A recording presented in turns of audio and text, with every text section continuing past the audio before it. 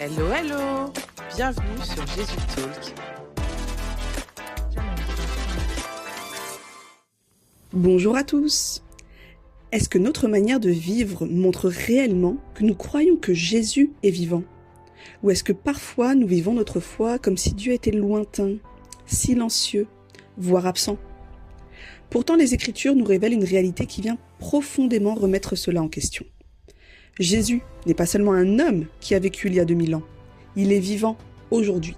Alors pourquoi avons-nous parfois tant de mal à vivre avec cette réalité? Et si justement, l'ascension avait quelque chose d'essentiel à nous révéler à ce sujet? C'est ce que nous allons voir dans le podcast d'aujourd'hui. Tu veux creuser la parole de Dieu? Bienvenue sur Deep Talks.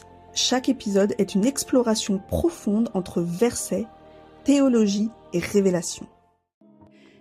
J'ai donc la joie de vous retrouver pour parler de l'Ascension qui approche à grands pas et que nous allons bientôt célébrer, ce jeudi 14 mai 2026 pour être précise. Cette fête, célébrée par les chrétiens, commémore la montée de Jésus au ciel, vers Dieu le Père, après sa mort et sa résurrection. Elle est célébrée 40 jours après Pâques, en fidélité au témoignage biblique. En effet, nous trouvons cette précision dans le livre des Actes des Apôtres, au chapitre 1, verset 3.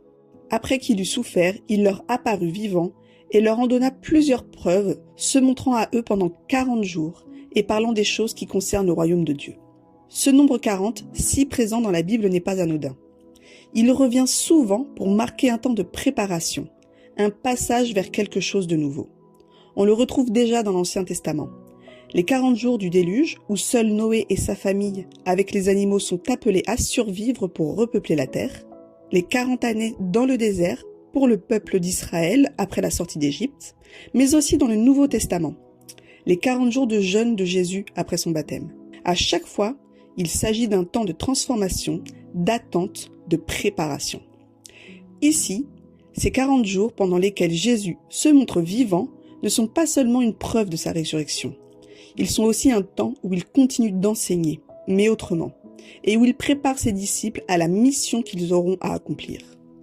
Donc comme nous l'avons vu, l'ascension est la montée de Jésus vers le Père. On peut quand même se poser légitimement cette question. Jésus nous a-t-il quittés? Est-ce que l'ascension marque une absence ou bien tout simplement une présence, mais autrement? Parce qu'on pourrait humainement penser à un départ. Jésus a tout accompli. Et finalement, il s'en va, marquant une séparation. Et pourtant, les Écritures nous montrent quelque chose de beaucoup plus profond. Pourquoi finalement le départ de Jésus de cette terre est-il une bonne nouvelle pour nous tous? Pour comprendre cela, revenons justement à ce moment de l'ascension tel qu'il est raconté dans le livre des Actes des Apôtres. Allons dans Acte 1, versets 9 à 11, qui décrit: Après avoir dit cela, il s'éleva dans les airs pendant qu'ils le regardaient, et une nuée le cacha à leurs yeux. Et comme ils avaient les regards fixés vers le ciel pendant qu'ils s'en allaient, 2 hommes habillés de blanc leur apparurent et dirent: Hommes de Galilée, pourquoi restez-vous à regarder le ciel? Ce Jésus, qui a été enlevé au ciel du milieu de vous, reviendra de la même manière que vous l'avez vu au ciel.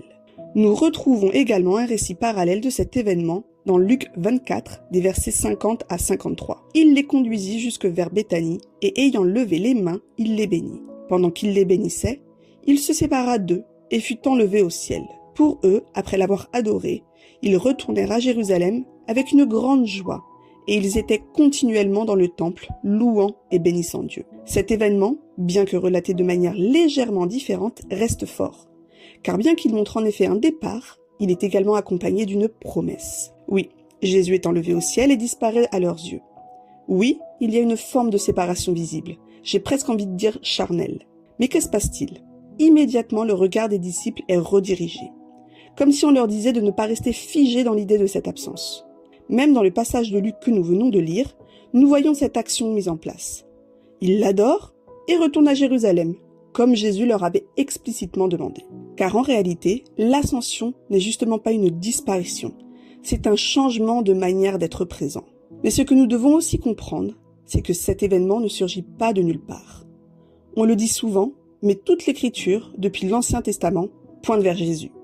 L'ascension s'inscrit dans un plan de Dieu annoncé bien avant dans les Écritures.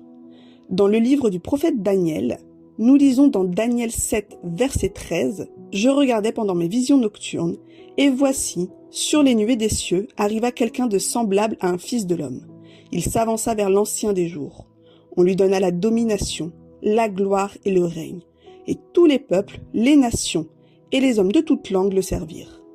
Sa domination est une domination éternelle qui ne passera pas, et son règne ne sera jamais détruit. » Nous avons également dans les psaumes, au psaume 68, verset 18, « Tu es monté dans les hauteurs, tu as emmené des captifs.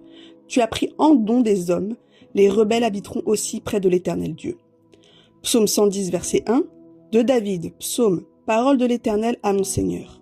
Assieds-toi à ma droite, jusqu'à ce que je fasse de tes ennemis ton marchepied. » Mais aussi dans le livre du prophète Ésaïe, au chapitre 52, des versets 13 à 15. « Voici, mon serviteur prospérera.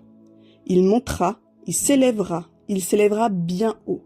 De même qu'il a été pour plusieurs un sujet d'effroi, tant son visage était défiguré, tant son aspect différait de celui des fils de l'homme, de même il sera pour beaucoup de peuples un sujet de joie. Devant lui, des rois fermeront la bouche, car ils verront ce qui ne leur avait été point raconté. Ils apprendront ce qu'ils n'avaient point entendu. » Ces textes ne décrivent pas directement l'ascension telle qu'elle est racontée dans le Nouveau Testament, mais ils en annoncent déjà le sens. Une élévation, une gloire, une entrée dans la royauté de Dieu. Ainsi, l'ascension n'est pas une rupture, c'est l'accomplissement d'un dessein divin. Jusqu'ici, Jésus s'étant limité à un corps humain, était physiquement avec les apôtres, mais limité à un lieu, à un moment précis. Cette condition est très bien décrite dans Philippiens 2, des versets 6 à 8. Lui, il est l'égal de Dieu, parce qu'il est Dieu depuis toujours. Pourtant, cette égalité, il n'a pas cherché à la garder à tout prix pour lui. Mais tout ce qu'il avait, il l'a laissé. Il s'est fait serviteur. Il est devenu comme les hommes, et tous voyaient que c'était bien un homme. Il s'est fait plus petit encore. Il a obéi jusqu'à la mort, et il est mort sur une croix. Le verset 9 de ce passage de Philippiens dit « C'est pourquoi Dieu l'a placé très haut, et lui a donné le nom qui est au-dessus de tous les autres noms. Car désormais, il entre dans une autre dimension de présence. Une présence invisible, mais pourtant bien réelle. Une présence qui n'est plus limitée, mais qui devient accessible à tous en tout temps. » Et c'est là que cette parole dans l'évangile de Matthieu 28, verset 20, prend tout son sens. « Et moi, je suis avec vous tous les jours jusqu'à la fin du monde. » Mais comme je l'ai dit tout à l'heure, avant de monter vers le Père, Jésus ne laisse pas ses disciples sans direction. Au contraire, il leur confie une mission.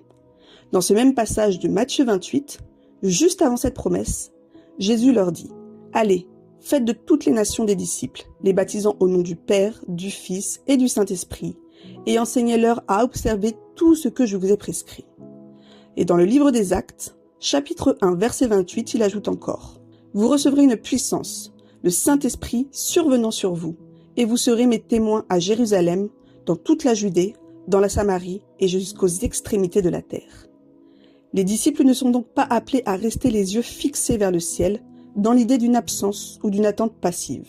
Ils sont envoyés. Mais cette mission ne repose pas sur leur propre force. Et c'est justement là toute la beauté de l'ascension. L'ascension nous rappelle que Jésus n'est pas absent. S'il monte vers le Père, ce n'est pas pour abandonner ses disciples, mais pour demeurer avec eux autrement par son esprit. Sa montée prépare la venue du Saint-Esprit, afin que ses disciples puissent continuer l'œuvre qu'il a commencée. Autrement dit, et c'est essentiel de comprendre que c'est la raison pour laquelle c'est une bonne nouvelle pour nous tous. Car après l'ascension, vient la Pentecôte, ce moment où justement le Saint-Esprit est donné aux croyants, pas qu'aux apôtres du temps de Jésus. Autrement dit, Jésus ne reste plus présent seulement auprès de quelques disciples dans un lieu précis. Désormais, par son Esprit Saint, sa présence devient accessible à tous ceux qui croient en lui, car l'Esprit vient habiter en eux. C'est pour ça qu'aujourd'hui, nous, disciples de Christ, pouvons être si confiants. Nous savons que Christ n'est pas seulement une figure du passé, un Jésus historique. Il est vivant, exalté, glorifié et assis à la droite du Père, mais présent à chaque instant par son esprit. La consolation, la joie, la paix que nous vivons même dans les épreuves, cette transformation, ces délivrances, cet amour que nous ressentons ne peuvent venir que de lui. Nous ne suivons pas simplement un enseignement ou un souvenir lointain et poussiéreux. Nous marchons avec une présence réelle, vivante, même invisible. Nous marchons avec Dieu. Alors oui, parfois nous ne ressentons rien. Parfois Dieu semble silencieux. Mais l'ascension nous rappelle justement que sa présence ne dépend pas de ce que nos yeux voient ou de ce que nos émotions ressentent. Elle repose sur sa promesse.